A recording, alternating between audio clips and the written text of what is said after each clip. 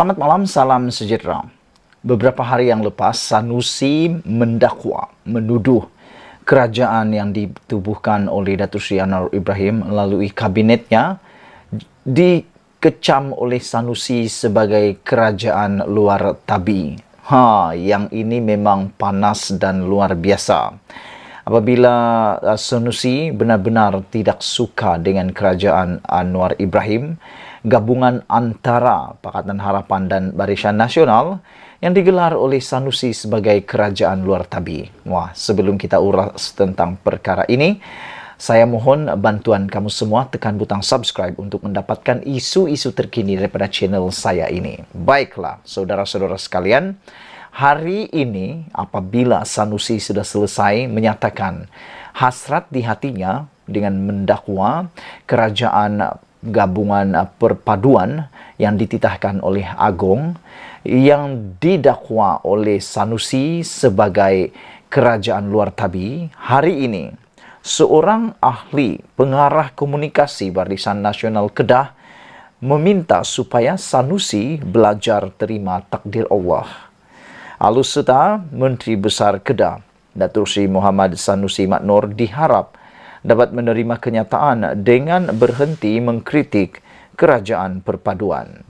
Pengarah komunikasi Barisan Nasional BN Kedah, Datuk Saiful Hazizi Zainul Abidin berkata, Muhammad Sanusi tidak boleh menjadikan alasan tsunami Melayu untuk mengecam pembentukan kabinet kerana jemaah menteri kini ternyata mesra Melayu kerana membariskan lebih 20 menteri Melayu. Jadi, nasihat saya kepada Sanusi dan ahli Parlimen PAS serta Perikatan Nasional Kedah, belajarlah berdamai dengan takdir Allah yang pasti tidak dapat membentuk kerajaan. Insaf bahawa ada pengajaran di sebaliknya, kata beliau. Janganlah dibawa resam jagung yang semakin berisi semakin tegak itu. Saya harapkan Sanusi bersihkan halaman sendiri dulu, baru bersihkan halaman orang. Bersihkan dulu hati pemimpin PN terutama PAS yang tidak sudah-sudah meratib DAP dan Islamofobia. Alangkah baiknya barisan ahli Parlimen PAS dan PN di Kedah ini menjalankan tugas yang dipertanggungjawabkan. Adakah sudah cukup usaha membangunkan Kedah dijalankan? Katanya dalam satu kenyataan hari ini. Beliau mengingatkan Menteri Besar dan Kerajaan Negeri agar tidak lupakan janji mengenai pembangunan projek mega yang tertangguh, pelaburan jutaan ringgit dan usaha pengupayaan hak sosioekonomi rakyat Kedah. Jangan janji hanya tinggal janji, katanya merujuk kenyataan terdahulu Muhammad Sanusi yang menyifatkan kabinet diterajui Perdana Menteri Datuk Seri Anwar Ibrahim sebagai pentadbiran kerajaan luar tabi. Ini kerana dakwa pengarah pilihan raya PAS itu, Anwar melantik Presiden UMNO Datuk Seri Ahmad Zahid Hamidi sebagai timbalan Perdana Menteri dalam barisan kabinet yang diumumkan kemarin. Mengulas lanjut, Saiful Hazizi turut mengingatkan Muhammad Sanusi bahawa pembentukan barisan kabinet baharu kerajaan perpaduan adalah atas perkenan yang di-Pertuan Agong. Perdana Menteri menghadap yang di-Pertuan Agong bagi mempersembahkan barisan kabinet kerajaan perpaduan untuk mendapat perkenan baginda. Ini sistem raja berperlembagaan yang kita amalkan sekian lama.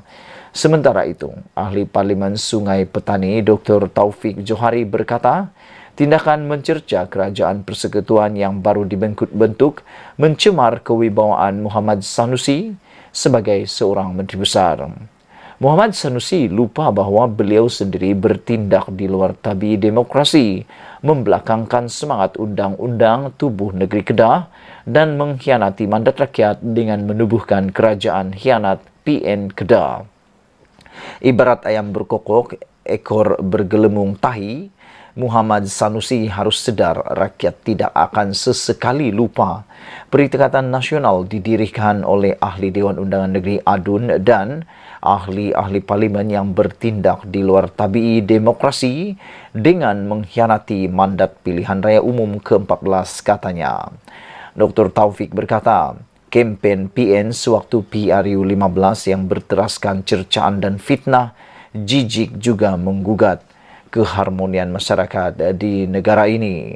PRU 15 berakhir, Kerajaan Persekutuan dibentuk dengan perkenan yang di-Pertuan Agong. Cercaan kerajaan luar tabii itu menyinggung kuasa melantik Perdana Menteri untuk menubuhkan kerajaan seperti yang diperuntukkan oleh Perlembagaan Persekutuan kepada Ketua Utama Negara, kata beliau lagi. Sekian dulu untuk kali ini. Jangan lupa saudara-saudara sekalian tinggalkan komen anda tentang isu pada kali ini. Jangan juga lupa tekan butang subscribe untuk membantu mengembangkan channel saya ini. Saudara-saudara, adakah anda juga bersetuju dengan saranan daripada pengarah komunikasi Barisan Nasional Kedah ini supaya Sanusi harus segera belajar menerima takdir Allah dan berhenti mencerca kabinet yang telah diperkenankan oleh Kebawah-Duli Yang Maha Mulia yang di-Pertuan Agong kita. Sekian, kita jumpa lagi. Malaysia kita punya, kita juga sama-sama cintai Malaysiaku. Bye-bye. Selamat pagi, salam sejahtera. Terima kasih kerana terus menyokong channel saya ini. Pagi hari ini saya mau jelaskan kepada anda semua tentang kenapa Datuk Seri Anwar Ibrahim melantik Zahid Hamidi. Ini kali kedua, siri kedua penerangan daripada saya mengapa Datuk Seri Anwar Ibrahim terpaksa melantik Zahid Hamidi sebagai Perdana Menteri. Kerana orang di luar sana ramai menggunakan isu ini untuk menembak Datuk Seri Anwar Ibrahim, untuk menjatuhkan Datuk Seri Anwar Ibrahim. Tapi mereka lupa beberapa isu, beberapa perkara penting yang sebenarnya lebih baik dan lebih penting untuk anda sebarkan. Oleh sebab itu, saya minta bantuan kepada kamu semua. Sila tekan butang subscribe yang ada di ruangan di bawah ini untuk mendapatkan isu-isu terkini, ulasan-ulasan terkini dari channel saya ini dan membantu saya mengembangkan channel ini supaya suara kita dapat sampai dan suara rakyat dapat diketengahkan untuk kita semua. Baik, pagi ini seperti yang saya mulakan tadi, saya mahu jelaskan kepada semua orang yang mungkin membenci keputusan melantik timbalan Perdana Menteri Zahid Hamidi. Kenapa Datuk Seri Anwar Ibrahim terpaksa melantik Zahid Hamidi walaupun itulah yang saya katakan sebelum ini, ditelan mati anak, ditelan mati ibu, begitukah itu? Ditelan mati anak, diluah mati ibu. Dua-dua pun salah. Dengan kata yang lain, tiada pilihan untuk Datuk Seri Anwar Ibrahim. Saya pikir kalau orang lain yang juga menjadi Perdana Menteri seperti Datuk Seri Anwar Ibrahim pada ketika saat ini pembentukan kerajaan perpaduan ini, tidak salah kalau saya katakan dia juga akan melakukan perkara yang sama, tindakan yang sama, keputusan yang sama dengan Datuk Seri Anwar Ibrahim. Mungkin mereka berhabis mengkritik, mungkin mereka kata ini itu, tapi bila mereka menjawat jawatan Perdana Menteri, bila mereka yang diberikan tanggungjawab melantik dan membentuk kabinet, saya yakin mereka juga akan sama keputusan dengan Datuk Seri Anwar Ibrahim. Tapi yang lebih penting faktanya seperti ini. Datuk Seri Anwar Ibrahim melantik Zahid Hamidi bukan kerana langkah popular, tapi dia terpaksa. Kenapa dia terpaksa? Penganalisis politik menyatakan lantik Zahid adalah langkah tak popular tetapi Anwar terpaksa. Pelantikan Ahmad Zahid Hamidi sebagai timbalan Perdana Menteri mungkin tidak popular dalam kalangan ramai orang, tetapi ia adalah keputusan yang tidak dapat dielakkan. Itu kata penganalisis. Penganalisis sosiopolitik Profesor Awang Azman Awang Pawi berkata, pelantikan Presiden UMNO dan pengurusi Barisan Nasional itu bukanlah sesuatu yang mengejutkan kerana kedudukan yang ada padanya. Jika tidak dilantik, katanya, ia boleh dianggap sebagai suatu diskriminasi.